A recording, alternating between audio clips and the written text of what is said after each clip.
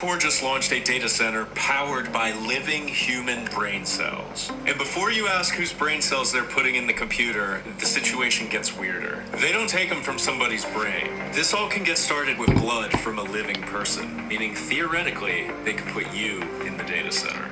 I'm GigaChan and I'm going to show you how this works because Singapore now has 20 biological computers that use real human neurons as part of the computing system. Let's be clear, when I said powered by, I didn't mean the neurons generate electricity.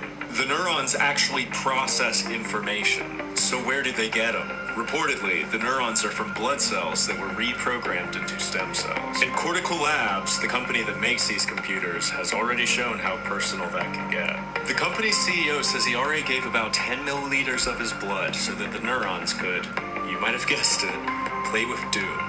Yep, that same old video game. You could really say that founder put his blood, sweat, and tears into his work. Let me tell you how all this works. Scientists can take cells from blood and reprogram them into what is called induced pluripotent stem cells. That basically means resetting an adult cell to a state where it can become multiple different cells again.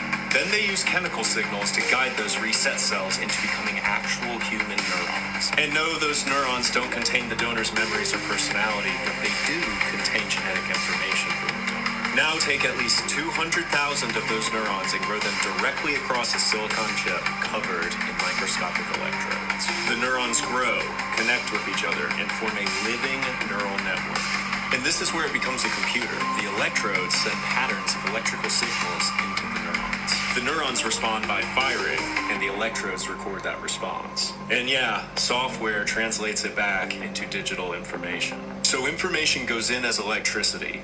Living human neurons process it, and then information comes back out. And since these are living cells, the computer has to actually feed them and keep them alive. For decades, AI has tried to make silicon imitate biological human neurons. This time, we might be skipping the imitation. And if you want to know more, look up CL1.